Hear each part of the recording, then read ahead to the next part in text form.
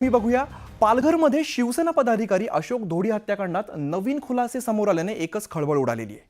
दारूच्या अवैध धंद्यामध्ये अडसर ठरत असल्याने बंधू अविनाश धोडी याने त्यांचा काटा काढल्याची माहिती समोर आलेली आहे। या हत्याकांडाचं प्लॅनिंग महिन्याभरापासून सुरू होतं। यासाठी आरोपींनी गुजरातकडे जाणारे 8 रस्ते आणि बंद दगडखाणींची रेकी केलेली होती।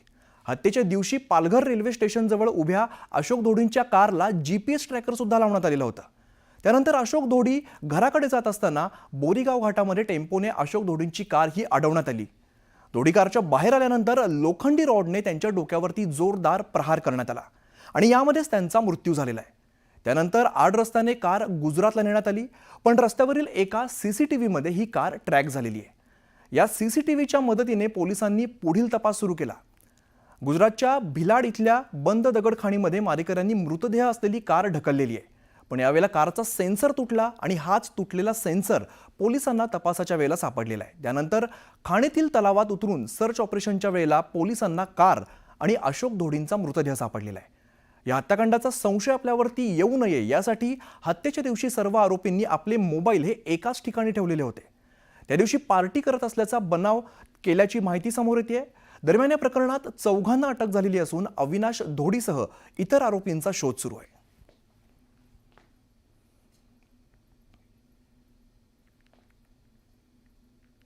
तिची सजा मिळावी, नाहीतर काय पुढे जाऊन सर्व गावाला धोका आहे, पालघर जिल्ह्याला पण धोका आहे।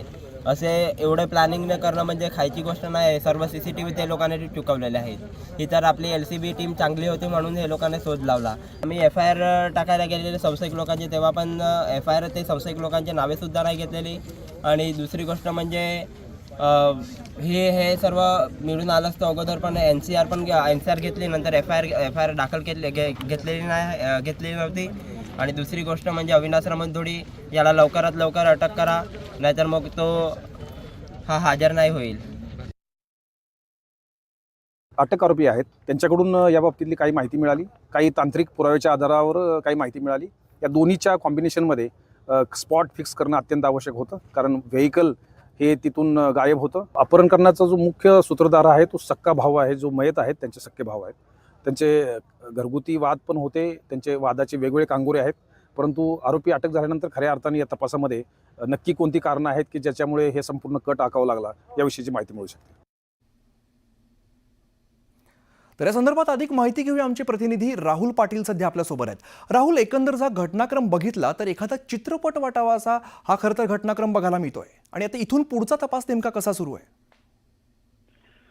नक्कीच आरोपी जे अटक आहेत अशोक धोडी हे बेपत्ता होऊन साधारणतः 12 दिवस उलटले। त्यानंतर त्यांची कार जी आहे आणि कारसह त्यांचा मृतदेह जो आहे तो काल संध्याकाळच्या सुमारास गुजरात येथील एका बंद दगडखाणीतून बाहेर काढण्यात आलाय। मात्र त्याच्यानंतर जी माहिती समोर येते, जी सूत्रांकडून आपल्याला माहिती मिळते ती खरोखरच धक्कादायक आहे, कारण की अशोक धोडी यांचं अपहरण आणि हत्या करण्याचा कट जो आहे तो साधारणतः 1 ते 1.5 महिन्यांपासूनच या आरोपींकडून सुरू होता। त्यांची वारंवार अशोक धोडी यांच्यावर वॉच ठेवला जायचा, वारंवार त्यांची रेकी केली जायची। त्याच पद्धतीने त्यांचं अपहरण आणि त्यांची हत्या केल्यानंतर ती गाडी कुठल्या मार्गाने जाणार याची सुद्धा संपूर्ण रेकी जी आहे ती आरोपींकडून करण्यात आली होती। हा मृतदेह कुठे टाकल्यानंतर तो लवकर सापडून येणार नाही यासाठी सुद्धा पूर्ण खबरदारी जी आहे ती आरोपींकडून घेतली होती। विशेष म्हणजे या गाडीला जे अशोक धोडी आहेत ते अपहरणाच्या 1 दिवस पूर्वी मुंबईत गेले होते आणि संपूर्ण 24 तास त्यांची जी ब्रिझा कार आहे लाल कलरची ती डहाणू रेल्वे स्थानकाबाहेर उभी होती। आणि या वेळेला आरोपींकडून या गाडीला GPS लावण्यात आल्याची धक्कादायक माहिती जी आहे ती सध्या आपल्याला सूत्रांकडून मिळते आणि या GPSच्या माध्यमातूनच ते निश्चित राहुल, खरं तर थरारक असा घटनाक्रम म्हणावा लागेल। इथून पुढे तपासात काय येतं हे पाहणं अत्यंत महत्त्वाचं असेल। धन्यवाद या सगळ्या सविस्तर माहितीसाठी। गेल्या 3 वर्षांच्या काळात राज्याच्या राजकारणात अनेक घडामोडी घडलेल्या आहेत। उद्धव ठाकरेंची शिवसेना, उभाटा आणि एकनाथ शिंदेच्या नेतृत्वाखालील शिवसेना या दोन्ही पक्षांच्या नेत्यांमध्ये रोज कलगीतुरा रंगतोय। शिवसेनेच्या ऑपरेशन टायगरची सुद्धा सध्या चर्चा आहे, आणि अशामध्येच संजय शिरसाटांनी वेगळा सूर आढळल्यामुळे दोन्ही शिवसेना एकत्र येण्याच्या चर्चेला उधाण आलेलं आहे। संजय शिरसाटांच्या या वक्तव्यावरून उद्धव ठाकरेंच्या शिवसेनेने जोरदार प्रतिक्रिया दिली आहे।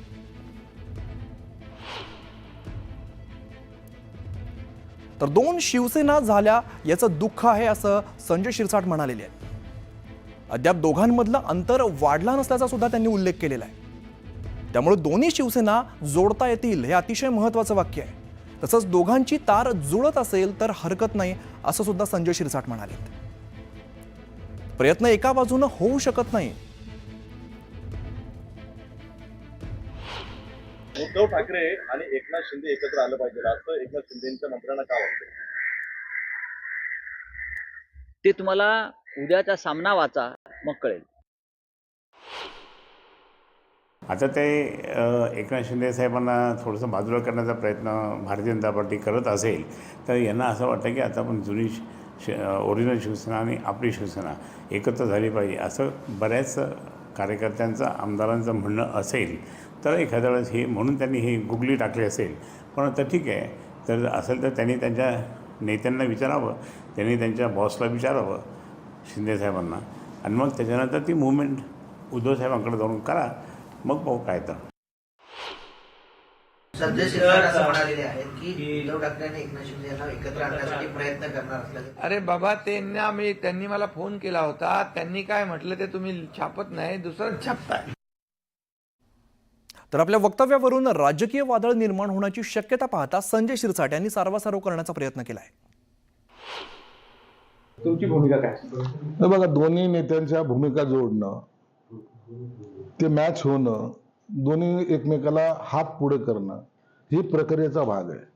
जर अशी प्रक्रिया घडली तर निश्चित त्याच्यामध्ये आमचा सहभाग असणार आहे आणि तो प्रयत्न आम्ही करू. परंतु हे नेते एकत्र येणं मला वाटतं आताच्या घडीला शक्य होणार नाही. आता पुढच्या महत्त्वाच्या बातमीकडे वळूया. भगवानगडाचे महंत नामदेव शास्त्रींनी धनंजय मुंडेंना क्लीन चिट दिल्यामुळे राजकीय वादाला तोंड फुटलेलं आहे. मसाजोगचे सरपंच संतोष देशमुख यांच्या हत्येनंतर विरोधकांसह काही सत्ताधारी आमदारांकडून धनंजय मुंडेंच्या मंत्रिपदाची मागणी केली जात होती. यावेळेला धनंजय मुंडेंनी भगवानगडावरती जात नामदेव शास्त्री महाराजांची भेट घेतली आहे. यावेळेला धनंजय मुंडे गुन्हेगार नाहीत, भगवानगड त्यांच्या पाठीशी असल्याचं ते म्हणालेले आहेत. नामदेव शास्त्रींच्या या विधानावरती जोरदार टीका होऊ लागलेली आहे. पण नामदेव शास्त्रींनी वक्तव्यामागील आपली भूमिका स्पष्ट केलेली आहे. धनंजय मुंडे यांना गेल्या 53 दिवसांपासून टार्गेट करण्यात येत आहे. याला केवळ मी सांत्वना दिली असं सांगत नामदेव शास्त्रींनी टीका करणाऱ्यांचा समाचार घेतलेला आहे. एका व्यक्तीवर तो 53 दिवसापासून त्याला व्यवस्थित झोप नाही आहे, त्याचं स्वास्थ्य खराब झालेलं आहे, तो आराम करण्याकरता भगवानगडावर आलेला आहे. मी त्याला सांत्वना दिलेली आणि मला ट्रोल करणं हे कोत्या बुद्धीचे लक्षण आहेत. 53 दिवसामध्ये मी इन्व्हॉल्व झालो का या प्रकरणामध्ये? मी राजकारण केलं का? किंवा मागे कधी जेव्हा झालं असेल, हत्येचा सपोर्ट करतच नाही मी कधीच आयुष्यामध्ये. आम्ही वैष्णव लोक आहेत, जर साधं जीवन जगतो आम्ही, कोण हत्येचा सपोर्ट करायला मोकळं याच्यामध्ये? जी अवस्था 53 दिवसापासून धनंजय मुंडेची झालेली आहे ती एकाला सगळ्या लोकांनी कोंडीत पकडलेले आहेत, त्याला एकाने आशीर्वाद देऊन त्याचा गदारोळ करणं हे प्युअर राजकारण आहे. हे काही समाजकारण नाही आहे. तो जेव्हा दोषी ठरेल, मुख्यमंत्री म्हटलेत, उपमुख्यमंत्री आहेत, आम्ही 100% त्यांना राजीनामा घेऊ किंवा त्यांना शिक्षा होईल. पण जोपर्यंत दोषी ठरत नाही तोपर्यंत तुम्ही कसं काय आरोप करता त्याच्यावर? धनंजय मुंडे या गोष्टी घडून आणतो, याचं पाप झाकवायसाठी पांघरून घेतो, पण गड सुद्धा कलंकाच्या बाजूनं घेऊन जातात. म्हणजे किती सोसलं, नामकं केलं, तमकं केलं, सोसलं, काय ते म्हणजे ते बोलणंच हे होतं. पुढं मी सत्याला गेलो, मग लोक मला म्हणायला लागले म्हणून मी म्हणलो, लोकांची भावना मांडली. हे म्हणजे हे न पटणार होतं. मविया सरकारच्या काळातील विरोधी पक्षनेते देवेंद्र फडणवीस आणि